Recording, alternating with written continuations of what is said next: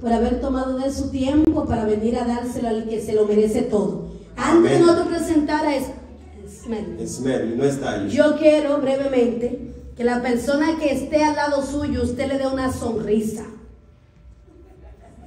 y le diga: tú eres importante porque Dios no hace porquería.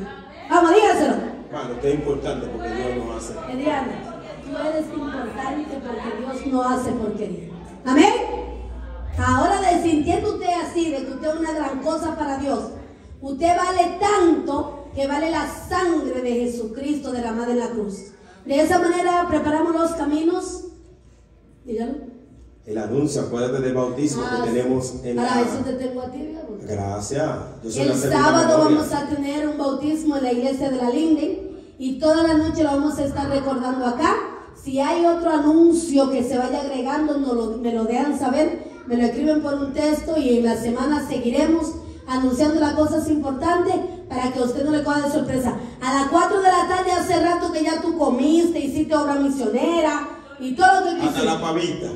Bueno, yo no sé echar pavo de día, pero tú echas tu pavo, respeto eso. Entonces, vamos a estar ahí a las 4 de la tarde apoyando en ese bautismo. Sin más preámbulo, ¿a quién escuchamos esta noche? A Esmerly, no está ahí. No, ya yo estoy aprendiendo el nombre. Dios te use.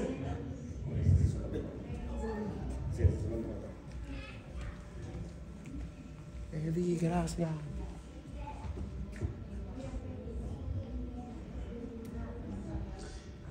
Bien, hermanos, querida visita, muy buenas noches para cada uno de ustedes.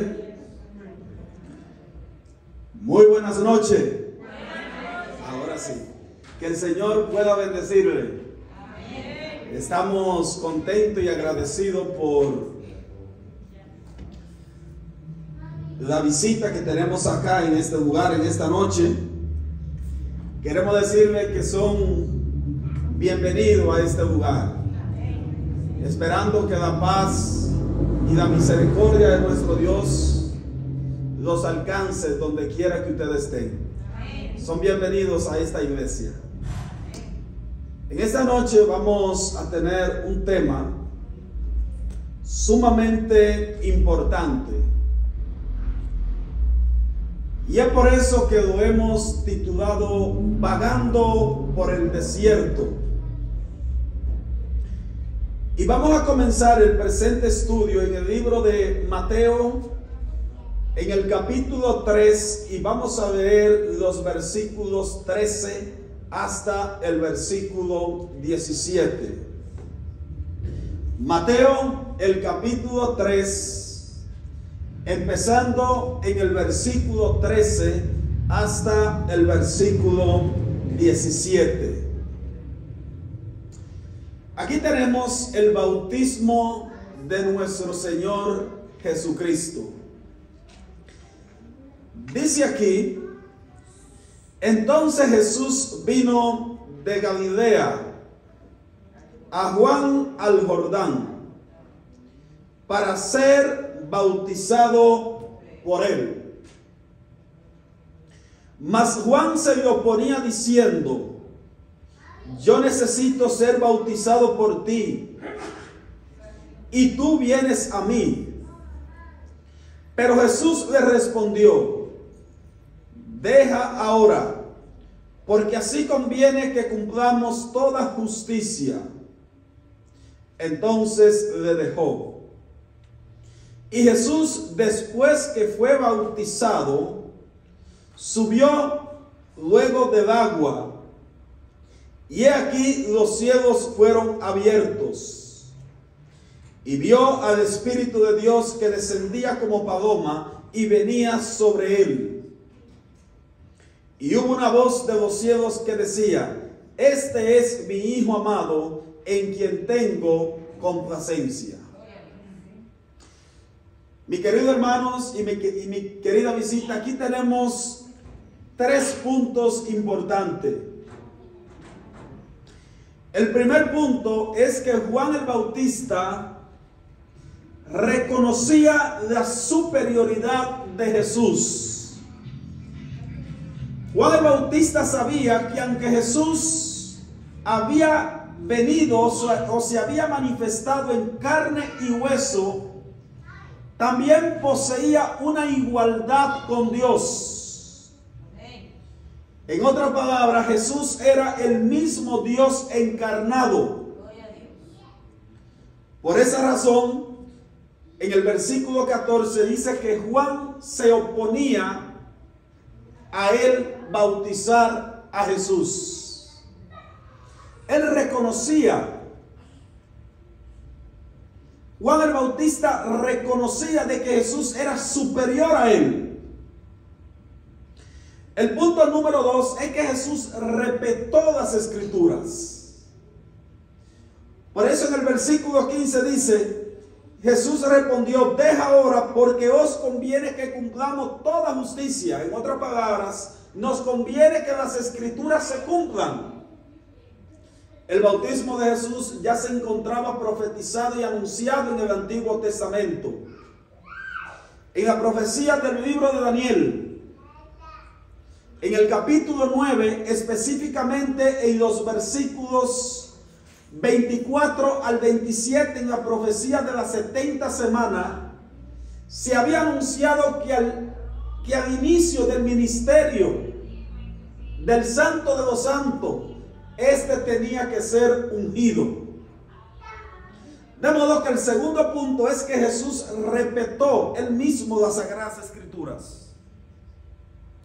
Bueno, se le fue a él.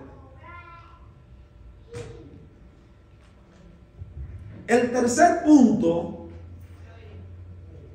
es una notificación directamente del cielo. El Espíritu Santo ahora desciende en forma de paloma.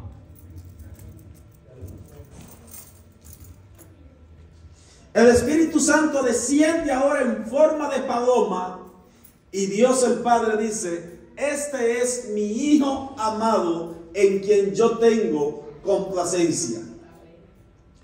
Qué maravillosa palabra. Es posible que muchos de ustedes o muchos de nosotros nos gustaría que Dios se expresara así de nosotros.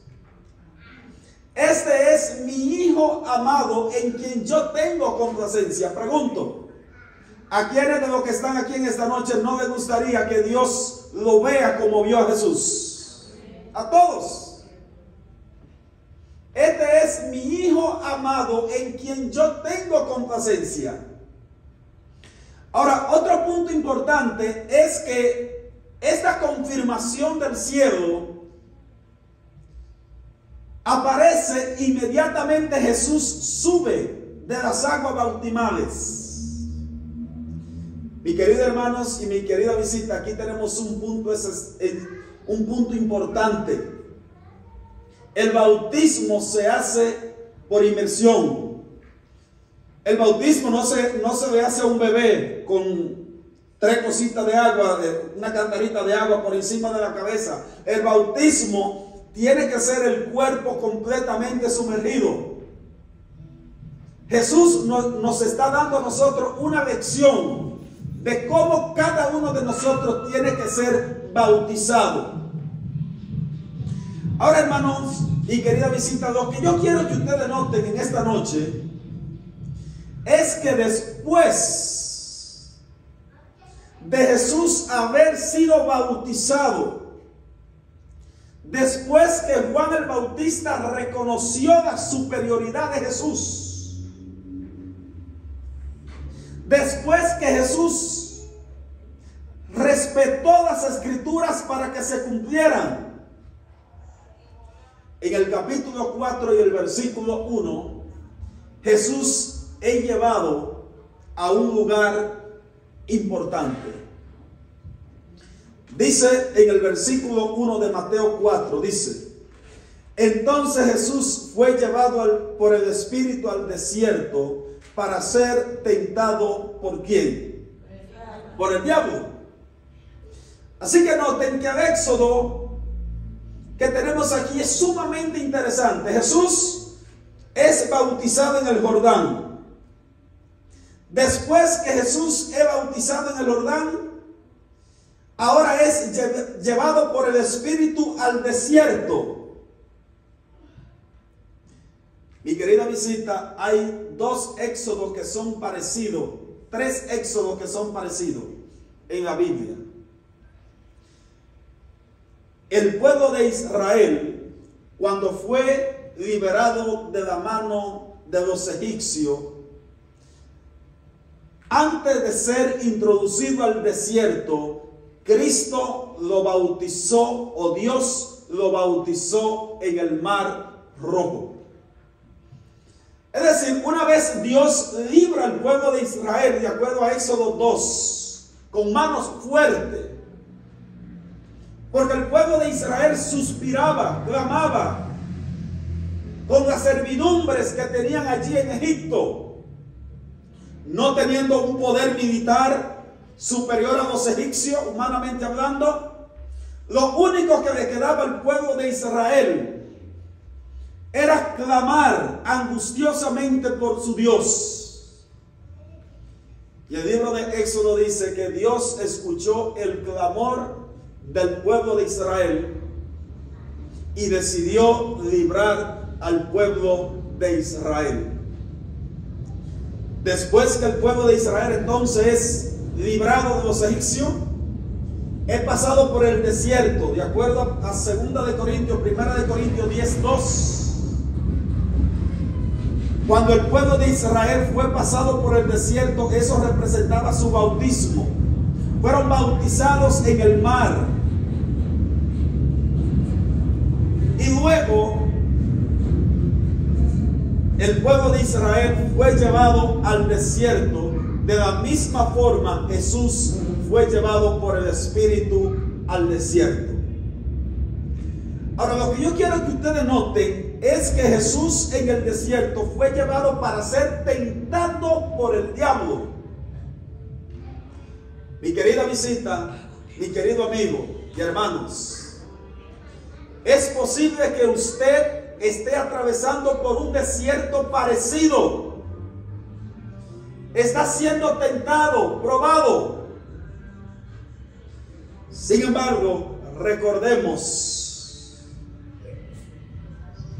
que aunque hayan pruebas y tentaciones, Dios es fiel y pronto habrá respuesta por parte de nuestro Dios. Hermanos, mi querida visita, cuando usted está atravesando por este mundo que representa el desierto para llegar a la Canaán celestial, a esa tierra prometida que Dios ha prometido, valga la redundancia, primero usted tiene que pasar una serie de dificultades aquí. Problemas económicos, problemas en el matrimonio, problemas con los amigos. Sin embargo, mi querido, así como Jesús fue librado de aquellas tentaciones y el pueblo de Israel también, la maravillosa promesa es que Dios también va a sacarlo de ese desierto. Muy pronto habrán respuesta de Dios.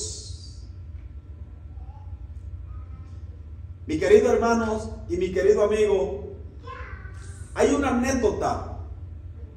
Porque es posible que durante ese trayecto que usted esté pasando por ese desierto, puedan encontrarse diferentes obstáculos. Hay una historia que se cuenta de una creyente que estaba casada con un hombre que era completamente ateo. Y cuando iban allá los cristianos a visitar a esa pareja, especialmente a la hermana, siempre el ateo le decía: yo no sé cómo es que ustedes creen en un Dios que ni siquiera ustedes lo han visto. Y él decía que todo lo que existía era gracias a la ciencia, que no había ningún milagro, que eso de milagro no existía. Hay una rama del ateísmo que le llaman los agnósticos, que son aquellos que solamente creen viendo. Y él decía: yo no veo nada en el cual yo pueda creer en ese supuesto Dios. que ustedes realmente creen. Todo lo que tenemos es gracias a la ciencia. Sucede el caso que ellos tenían una hija en común, su pareja y él. En un momento determinado su hija enferma gravemente y la llevan al médico.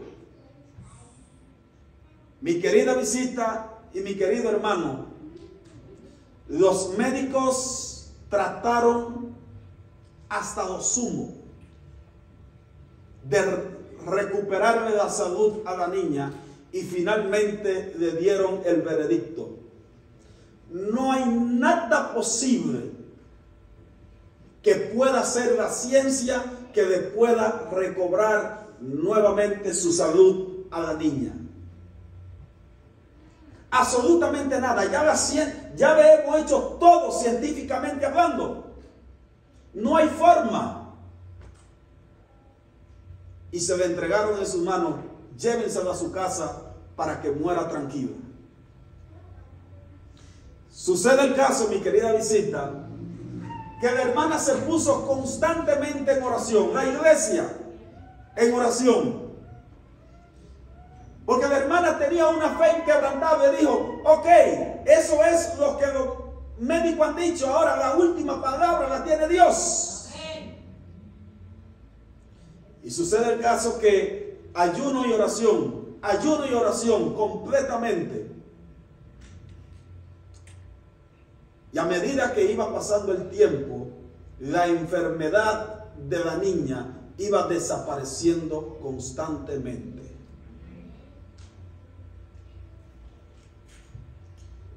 A medida que fue pasando el tiempo, la niña quedó completamente restaurada.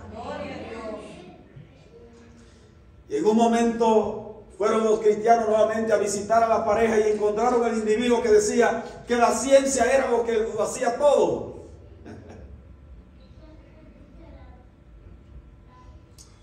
Y el pastor se sienta con el amigo ateo y le dice, si tú todo dices que lo ha hecho la ciencia, entonces explícame por qué la ciencia dijo que tu niña ya no tenía oportunidad de salvación y ahora está completamente sanada.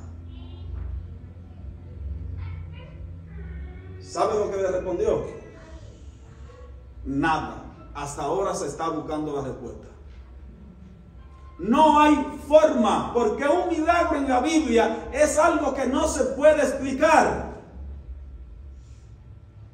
Cuando Jesús hacía los milagros en el Nuevo Testamento, la gente quedaba completamente impresionada, encantada de lo que él hacía, y nadie podía explicar.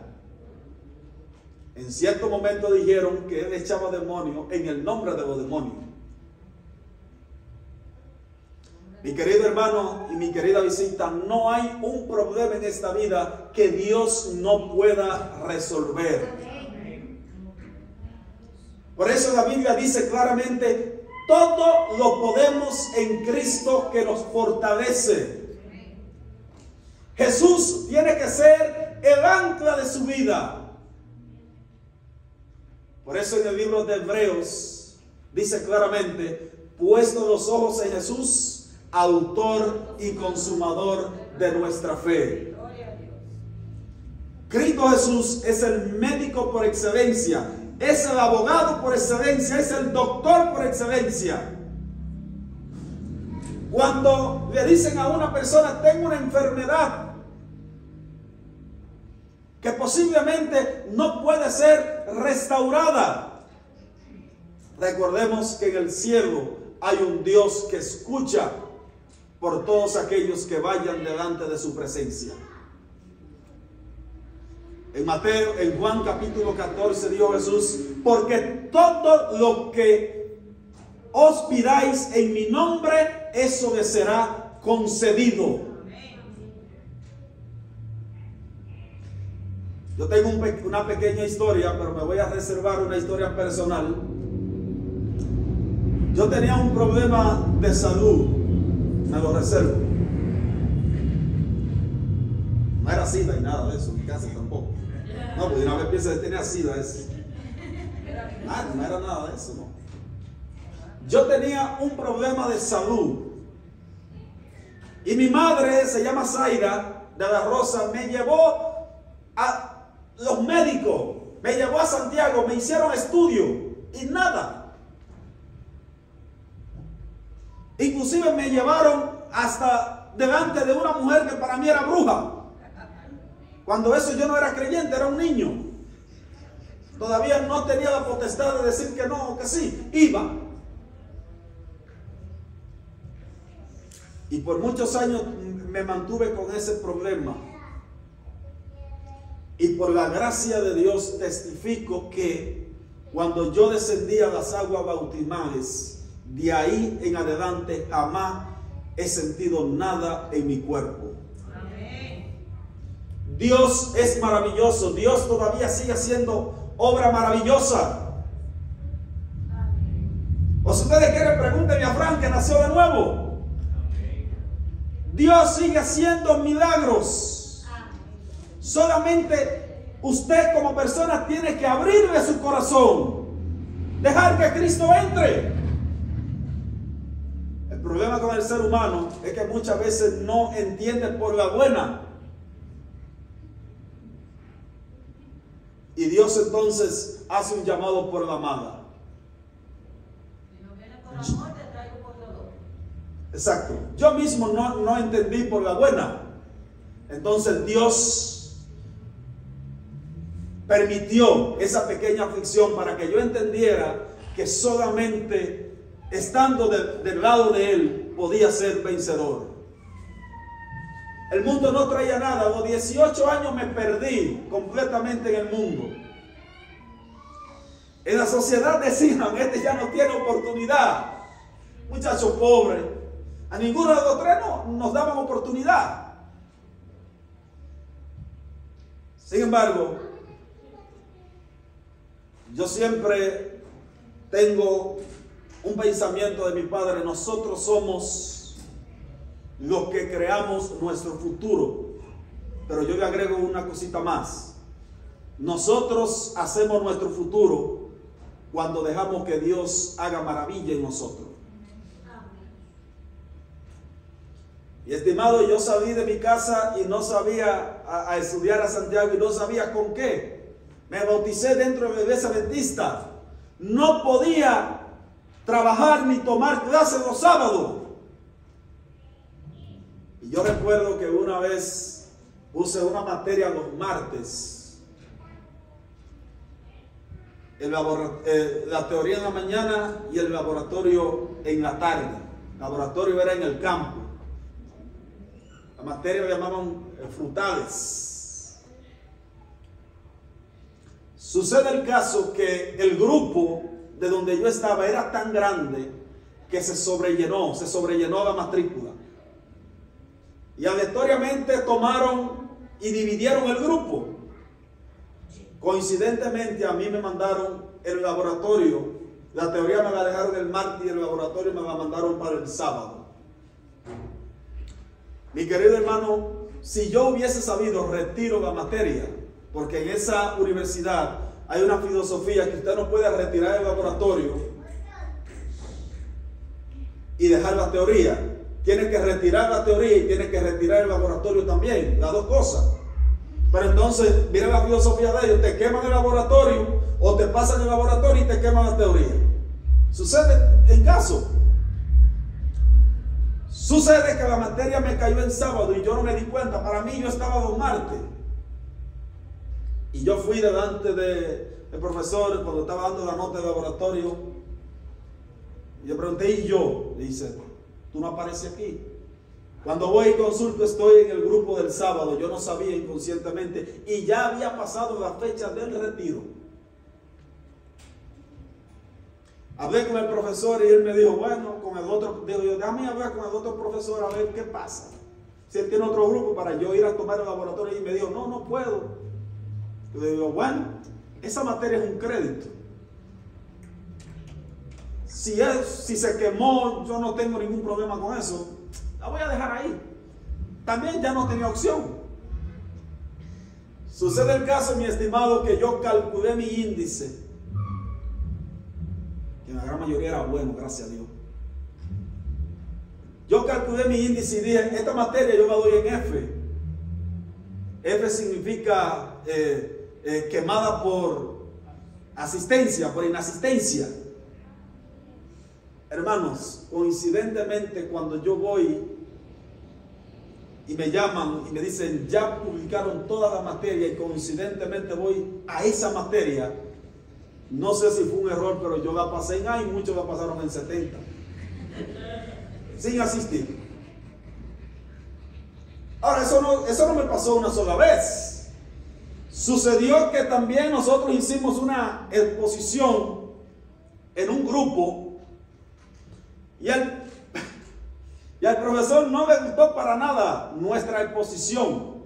Y dijo, bueno, ustedes van a tener entonces que hacer su exposición el sábado y reforzar, porque el tema nos lo dieron un poquito tarde. Y yo estaba agitado, tenía un curso en la noche, estaba en la tesis, tenía aproximadamente unas 15 o 16 materias. Por eso yo le digo a muchos que la universidad donde ella estudia es un agua de azúcar. La mía no nos sacaban jugo. Teníamos que darle, era internado. Y todo profesor que nosotros teníamos era como si no teníamos otra materia. Había que darlo. Lo dábamos todo, nos acostábamos a las 3 de la mañana estudiando. Sucede el caso que me dijeron, Melvin, pero ¿y qué tú vas a hacer? Y yo no voy para esa posición, ¿no? Nunca fui. Y todo el grupo expuso.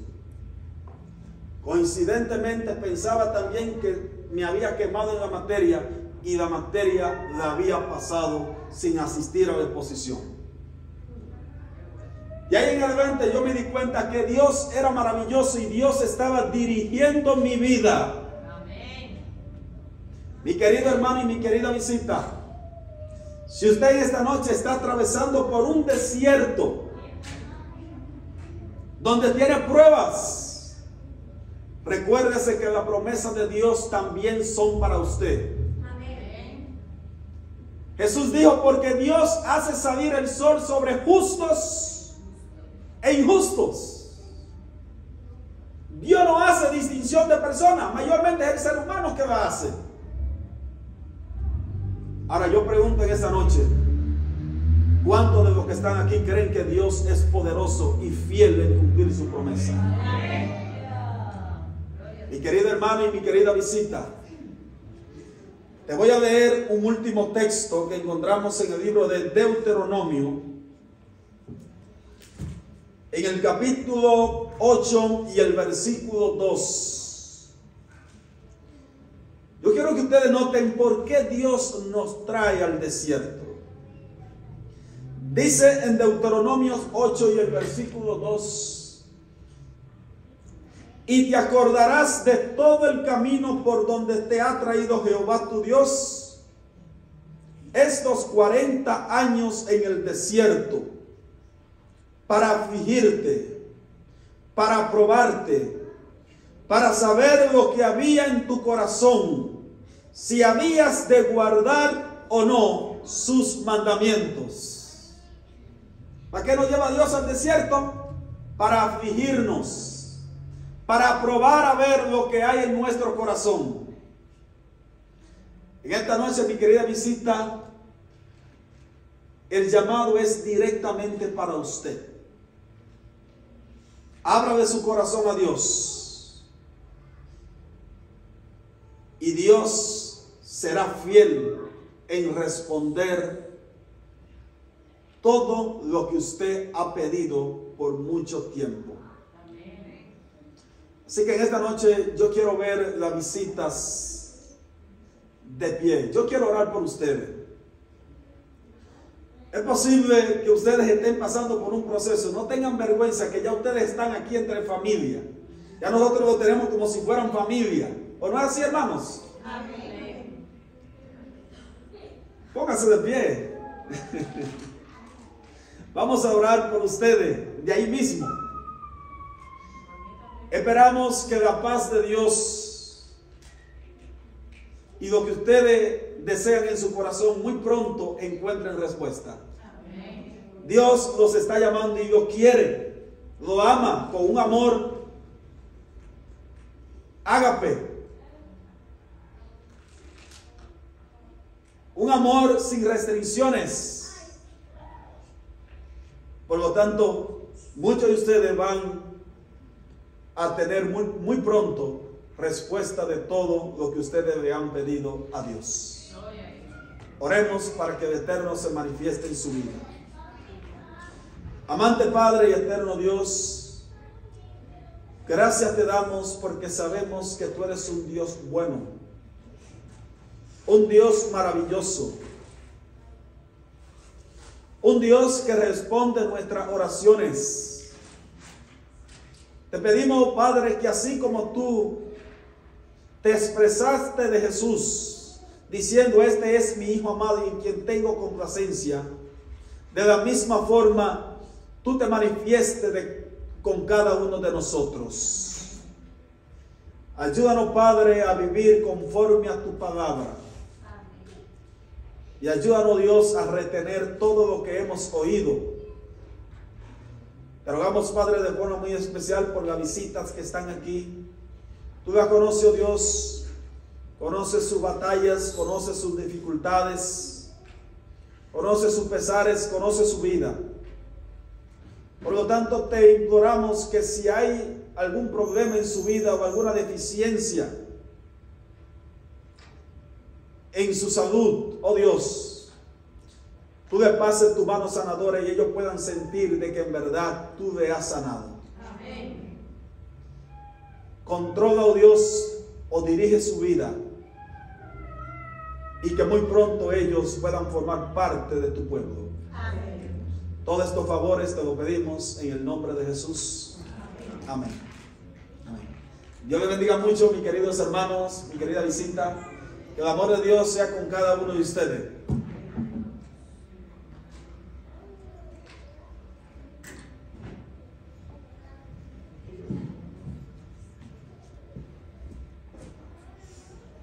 Bien, mis hermanos, le esperamos mañana.